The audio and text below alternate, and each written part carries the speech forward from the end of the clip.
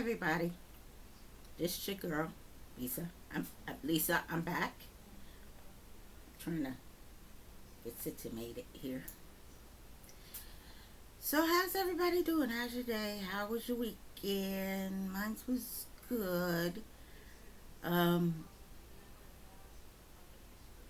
I went ahead and I closed on my house to take out a little equity yesterday. So, I'm just waiting for the money to count out. But anyway, in 2 months, I don't have to pay mortgage. Oh, lovely. Um, but no, I think today we're going to talk about oh, well, I got that reverb. Is the reverb? Hello. Okay. All right. I had to get rid of the reverb. That was driving me nuts. So today we're going to talk about mental health because it's really important to talk about and keep talking about it. I watched accidentally. I came across something on Netflix that I never heard of. You know, so it was brought to my attention like 2 days ago. I was watching it, and it's called Dancing with the Devil. And talking about the TikTok dancers, that are in a cult. Okay, because this is we want to talk about mental health, but there's going to be a little bit of spirituality too, because at the end of the day, the Bible tells us, beware of wolves in sheep's clothing, and it just seems like people are willy nilly to just follow anybody that promises them an afterlife. Nobody can promise you an afterlife. You know what I'm saying? I mean, I don't want to say an afterlife, but your way into heaven. That's what I was trying to say. Not afterlife, but promising your way into heaven. Nobody can promise you that. Only God can do that. And you have to meet God's standard for you to actually get in. So when I was listening to these people who, that actually, you know, brave enough to get out of the cult, it's like that does take a toll on your mental health, because you have to remember, in order for you to get there, they had to do something with your brain. They had to actually brainwash you to believe that these people are God. Okay? Nobody, I mean, absolutely nobody walking this earth is God. Okay? Let's get that fact clear. And this is why I don't go to church, but I do read my Bible and I do pray, you know, because I do not trust who's in the pulpit. You know, you got to be careful, you know. So, like I said, it's gonna be a bit on mental health, because mental health is important. You know, a lot of times when we're going through some things, you know, we don't know exactly what it is, but we know that something's off. And I think this is the problems with getting in the cults, because a lot of people do have issues, and they go into these cults, and whatever is going on in your brain, people can pick up on that and play on that, you know. And then next thing you know, you ask yourself, how did I get here? Eventually when the light comes on and the veil is lifted, you're like, how did I get here? That's why it's so important, whatever the issues are that you're going through, it's important to work it out. And I understand the stigma of mental health. First of all, let me say, let me put a disclaimer, I am not a therapist, I'm not a psychiatrist, I'm just somebody that deals with mental health. you know. And I had to, through years of therapy, I had to actually learn how to, you know, recognize myself. I had to actually get in tune with not just my body but my mental. So I knew when things were off, when I was feeling off. This is a lot of times, but when things are really off, I can sense it and I can pick it up and I can figure it out. But it's like, what's the first step in AA? Admitting you have a problem, right? Well, it's kind of like that, except you're not really. Well, yeah, I guess you are admitting that you have a mental problem. You know, you have to admit to yourself that there's something mental going on, and you don't know what it is. But that's the first step. The first step is always admitting to it. And then once you can admit to it, then you can probably take it from there. You know, and for me, it took me years to get here. It took me years because everything started back in you know 88. And you I never dealt with it. I never dealt with my issue. It wasn't up until 2000. I want to say 2011, but actually it was a little earlier than that. But I was still dipping and dabbing in drugs, you know, and sniffing cocaine was, you know, my thing of choice. But in 2011, I actually went to rehab, and I was there for 8 months. And there I was able to start to deal with my issues, right? And then I never looked back. I never looked back. Once I you know, recognized the issue, which and a lot of times I already knew what the issue was. I just wasn't trying to deal with it. Um, I just said, you know what?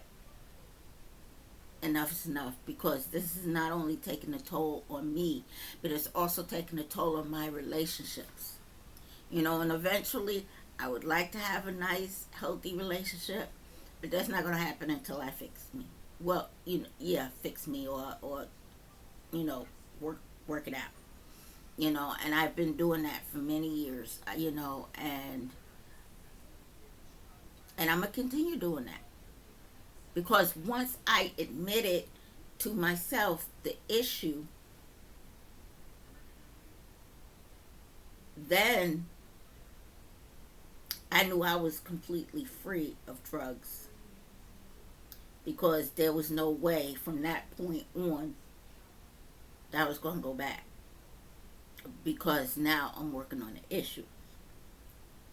And I've been clean and sober since 2011, when I first went to treatment. And I've never looked back since.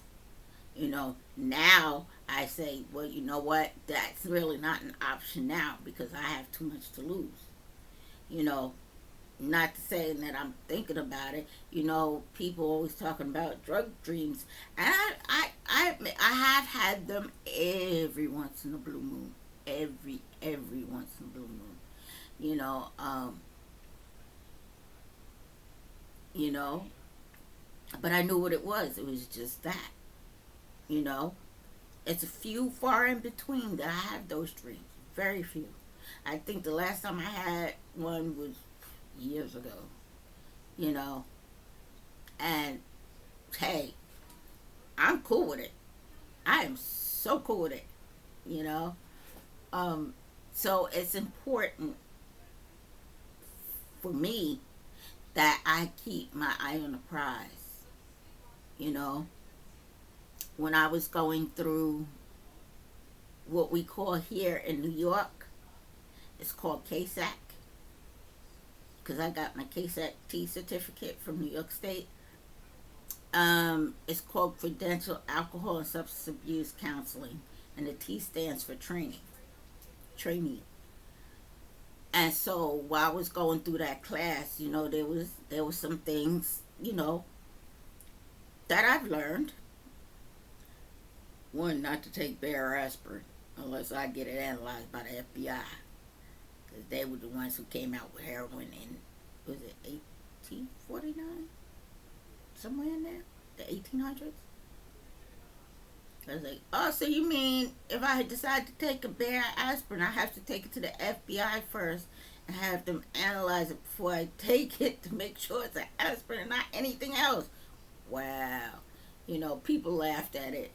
You know, I, and actually, even though it was funny, I think I was kind of being pretty serious.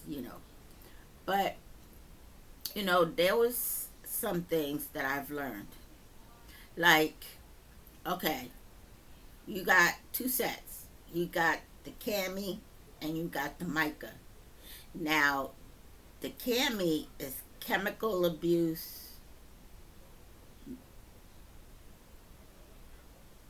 Wait.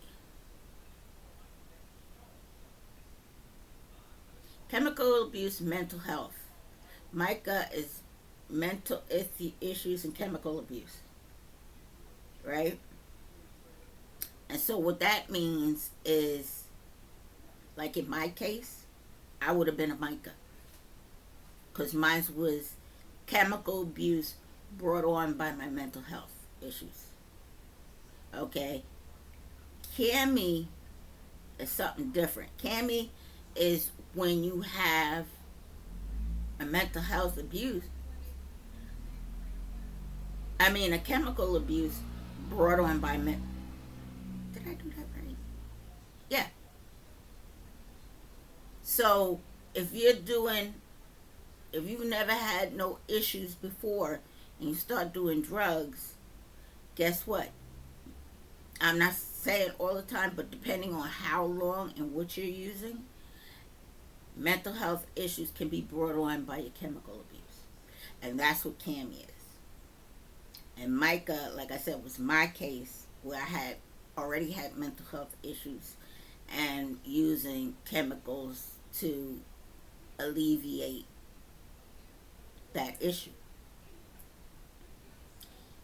I said, oh, okay. I thought that was interesting. And people don't understand that because people are like, well, you got mental health issues. Yeah, but no, those are two different things, two very different things. Because you got mental health issues, you got chemical abuse issues brought on by your mental health issues, and then you got chemical abuse brought on by your mental. Wait, what did I do? I always, I always mess me up. Leave me alone. Um, you have the mental health issues. You have the chemical abuse issues spurred on by your mental health issues, and then you got your mental health issues spurred on by your chemical abuse issues. I know I get it. Always twist it up somehow or another. I don't know. Excuse me, it's hot in this room, and I had to turn off my fan because I was getting a lot of noise back here. Um, so, so I keep telling people those are two different things. Because what's the difference? Well, the difference is if you already have a mental health issue and you're using drugs, that's so much different than having a drug abuse problem and then having a mental health issue. You know, so two different things. Two different. I just thought it was interesting that I was learning that. That I actually learned that. I was like, and it's been years since I've been in that class, and it still sticks in my mind. So every time I'm like, okay, is this a cameo on Micah? So and And one of the questions the teacher asked, you know, before we, because they did of course they did like in an auditorium, they had the different classes, and they had like a little presentation with the teachers of the different classes, you know. And in my class, you know, the teacher had asked, what's the reason why you want to take this class? And when he asked me, and I told him straight up, I said, because had I had chemical abuse issues, you know, and I just want to try to give back. And he was like, there you go. You know what I'm saying? So when I had to do it, you know, after a month or two, we had to do a paper on it, and you know, and I got a little, you know, I got a little personal, and it's like, well, because I understood it, because I've been there, you know, been there, done that, you know, and I got an A+ on it, you know, because I can understand, you know, which is the reason why I do these videos when I talk about, you know, mental health issues, because I just want people to know that you're not alone. You're not alone. There's other people out there that's going through, I'm not going to say the same thing, but similar, you know. You know, we are out here, you know, and my thing is to let people know that you're not alone. Because you know how long I felt alone? You know, I felt like I was the only one for a very long time. You know, it wasn't really until I started my journey with getting clean that I realized I'm not the only one. I'm not alone. You know, and so, you know, doing the pay it forward thing, you know. I understand that mental health is something that a lot of people don't, you know, they don't want to talk about because there's a lot of stigma surrounding it. And that causes a lot of people not to want to get help. And I get it. I do get it. You know, but at the end of the day, like for me, you know, I got this like attitude. Like I don't care which thing. My issues are my issues, and I know what I have, you know. And if I can help somebody by telling my story, then you know what? It's worth it. You know, like they said, if you can help one person with your story, at the end of the day, it's worth it. And you know what? It's worth it. Because guess what? You are a valuable person. If nobody ever told you that, you are a very valuable person. You know, you are cared about. You know, I know I never felt like I was cared about. Once my mom passed, I felt like I was never cared about. And that stems from my two sisters that, of course, they were older than me, and I'm the baby of the family. But that stemmed from them because they treated me like I was a piece of garbage. You know, and that's fine though, because you know what? Throughout the years, I picked up friends that are still in my life to this day, and that I consider them family. You know, because they treat me like I'm family. They treat me with caring and understanding, and most of all, they treat me with love. And at the end of the day, that's what it's all about. You know, they showed me something that my own blood sisters never showed me. You know, and so I don't care. I don't care, because at the end of the day, I'm a firm believer in I like to say karma, but really, if you look at it spiritually, no, not really karma, but what goes around comes around, because y'all have to remember, y'all got kids, and my oldest, you got grandkids. So y'all really need to be careful on how you treat people, because what goes around comes around, and y'all got kids, y'all got grandkids, you know. And I'm like, but you know what? That's okay. You know, I don't have kids, and I'm good with that now. You know, and it's not that I didn't want to. It's the fact that I just couldn't. You know, that wasn't in the cards for me. And you know what? I made peace with that a long time ago. I'm cool. You know, I had the opportunity before. Me and my sisters fell out. My older sister had a son, so I actually, you know, had the opportunity to kind of get the experience, and so I'm good with that, you know. So my life doesn't stop because I can't have kids, you know. I get a dog, that'd be my kid.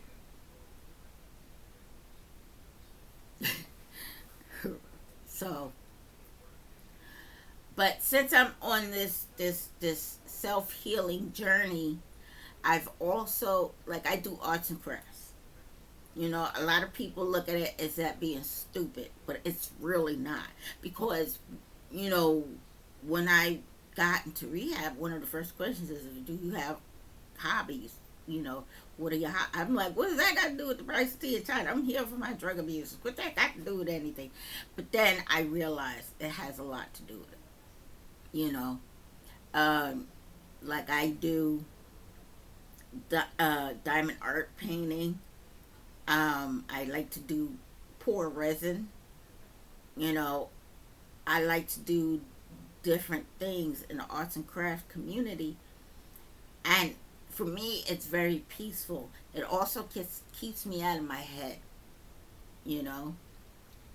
And that's the importance of having hobbies. So I tell anybody that's getting clean and sober, whatever you used to like to do in your past, and you still enjoy doing it, go back to that. Like some people is fishing, okay, go fishing. Get back into fishing. Some people like to maybe play basketball.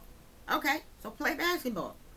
You know, if these are the things that you used to like to do before your life went off the rails, I suggest that you should probably get back into it.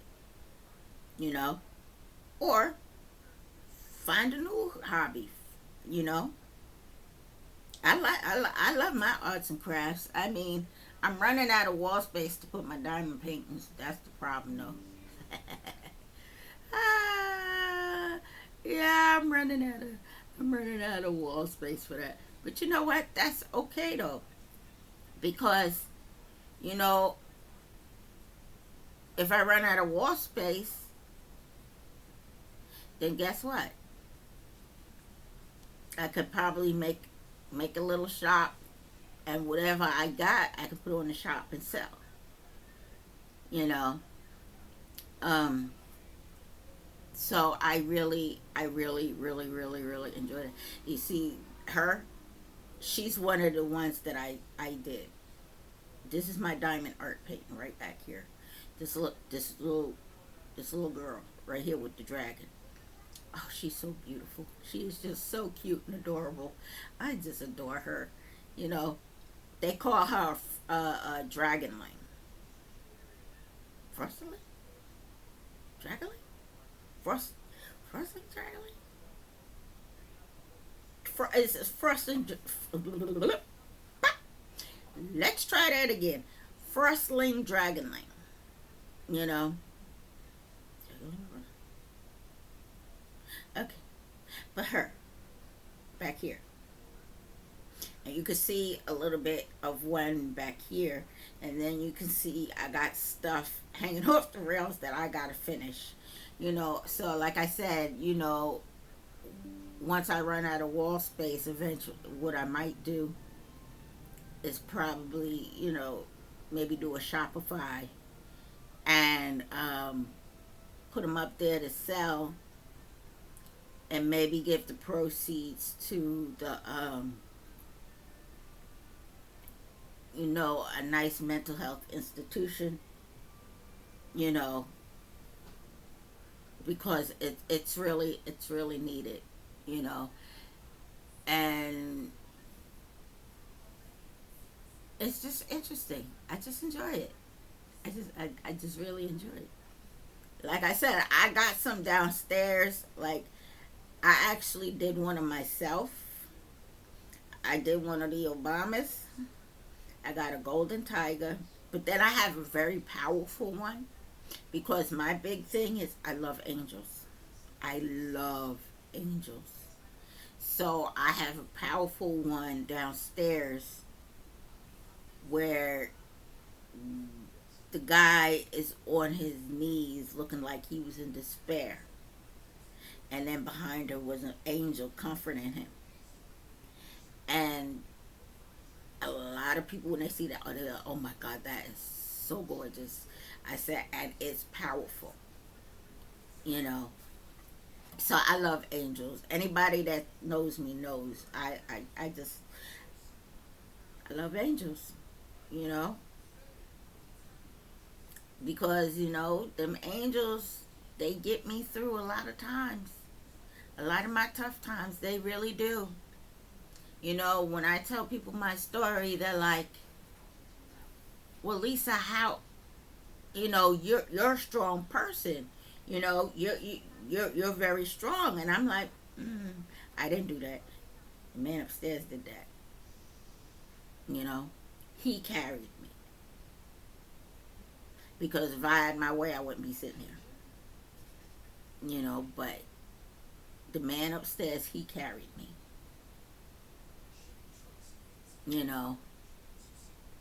And, people always say, they always ask if God has a sense of humor. I said, yes, he did. He created me. When he created me, that's your sense of humor right there. And when I say that, I don't mean it in a bad way. It just means my behind is crazy as hell. And I know a lot of things I do, guys sitting up there going, my child, my child. Like, oh, what I do when I created her? What kind of mess did I make when I created her? Okay, we need to just break the mold, burn it, shred it, something. We don't need to create another her. But yeah, I have to have a sense of humor, and that's what I tell people too. You have to have a sense of humor. You can't always take life too seriously. Like, if I slip and fall, I crack my butt up. I am the first one to laugh. Like, one time, this happened a couple of years, maybe, 3 years ago, maybe? I was coming down the steps, and the last 3 or 4 steps, I slipped, and I fell and landed in the printer paper box. Somebody please explain to me how I did that. I laughed my butt. I said, I know I did not just fall into a printer paper box. And I'm like, oh, okay. Yep, I fell into the printer paper box. I was like, oh dear. And and I laughed. It was funny. I was like, okay. Because I would have never suspected that I would have slipped and fell and landed in a printer paper box. My butt is too big for that. But it managed to get there. Okay. So I do have a sense of humor. I don't take life too seriously. Um, you know, my friends adore me, but they're like, Lisa, you crazy as hell. I said, yeah, I know, and I worked hard at it, so I wear it like a badge of honor. What can I say? You know, what can I say? You know, and believe it or not, it does kind of help a little bit with my mental health issues, knowing that not everything in my mind is so serious. You know, it's like if you're working at a stressful job, right? And you come home and you got to release the stress. Some people go to the gym, some people jog, you know, to release the stress, to release the steam. Oh God. See, this is what I mean. This is why I cannot stand earbuds.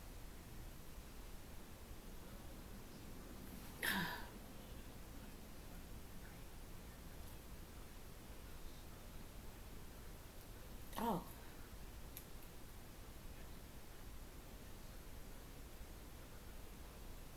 this is why I can't stand earbuds, because they don't like to stay in my ears.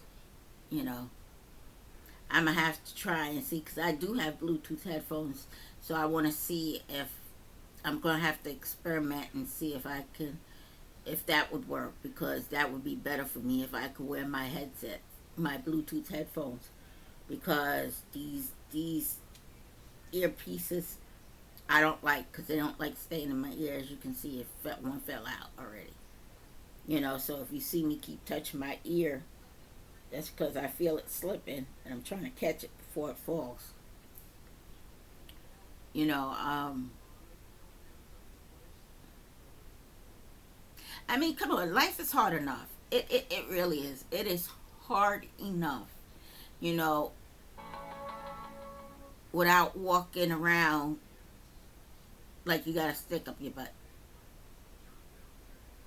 Just, just saying, you know, it,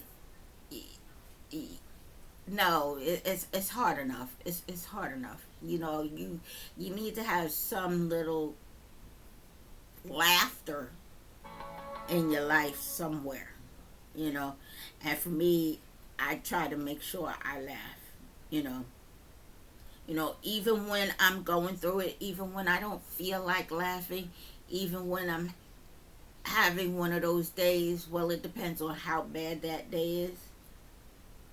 You know, I'm still gonna put a smile on my face, because everybody in the no, can't say that because I'm doing videos. So, because I was about to say, because not everybody in Mama need to know I'm going through anything. But you know what? I'm doing videos, so we're going to cancel that last statement. um, life is it's not that. I mean, you can't take everything in life so serious. You can't. And that's one thing that I've learned, is that I can't take things so serious. I have to find something to laugh at, even if it's myself. And I do a lot of that, you know. I do a lot of laughing at myself, because I be doing some things, man. I be like, what the heck was you thinking when you did that? What wall did you slip and bump your head and lost your mind at? What, you know? And I'm like, especially like, uh, I I had made a salad and I had some salad dressing in my hand,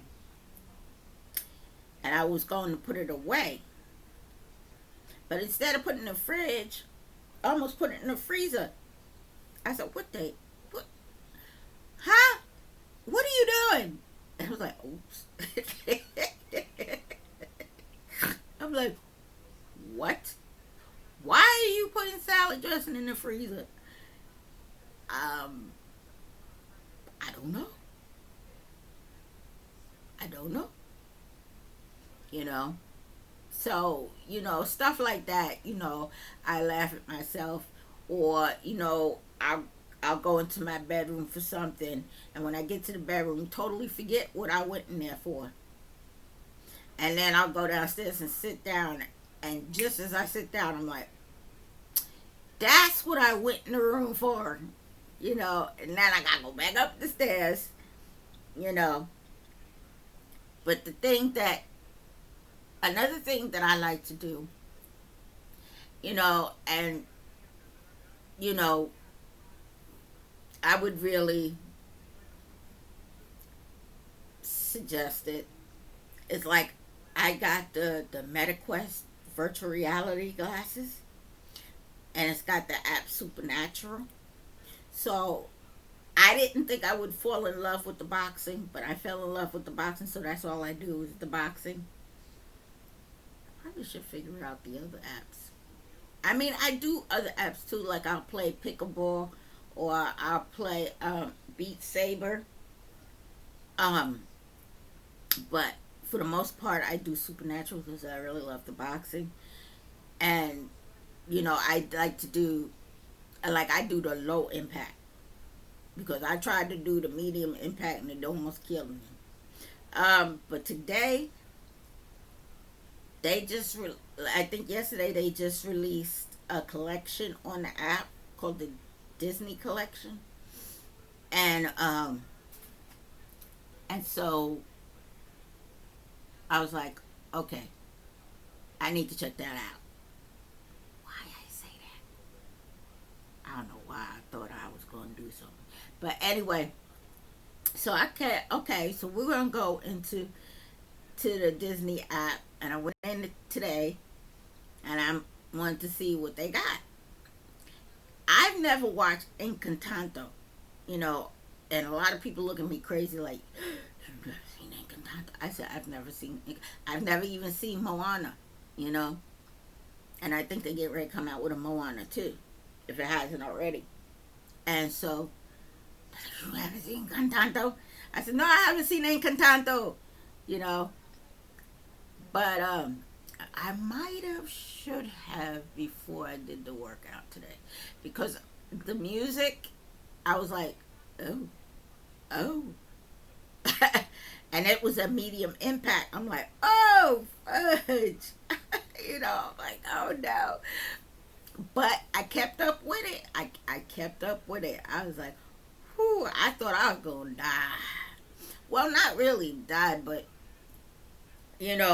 when I had to, not so much the squats, but when you have to, you know, kind of duck and roll, there was quite a bit of that. And I was like, oh, this is going to kill me. Oh, I'm going to die. Yeah, I'm going to die. And I almost gave up, but I was like, no, keep going. So I was like, okay, we work through it. We can get through this. But I enjoyed it. And then once I was done, I was like,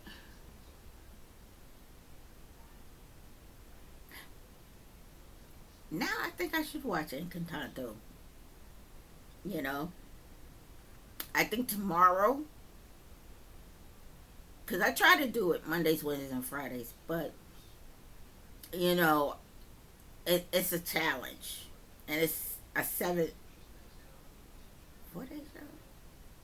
Well, it's 7 days, but there's only four challenges, so I can stretch it out to 7 days, or I can just do the whole 4 days and just knock it out. So, um,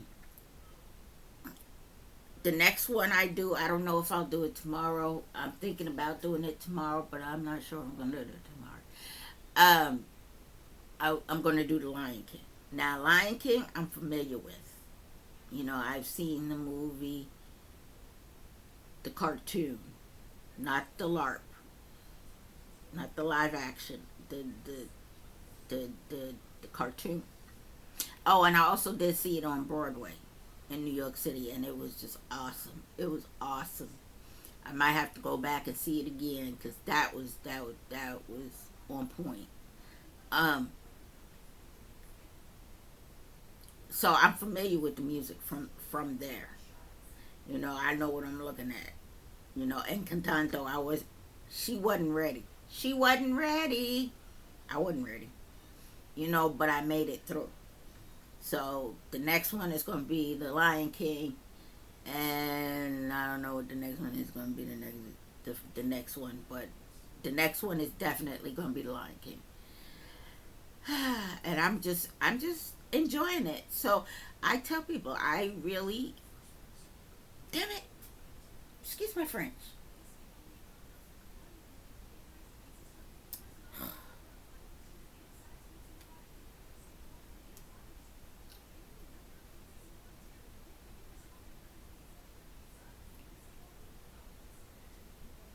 Okay, I'm sorry. Fell out again.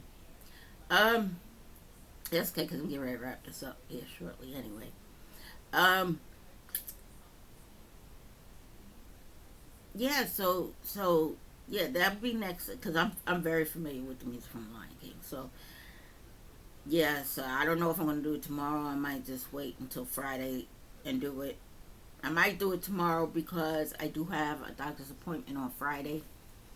So I might actually do it tomorrow. That way, Friday, I don't have to worry about it, you know, and then I try to do it at least once on the weekend. Be a Saturday, usually on a Sunday.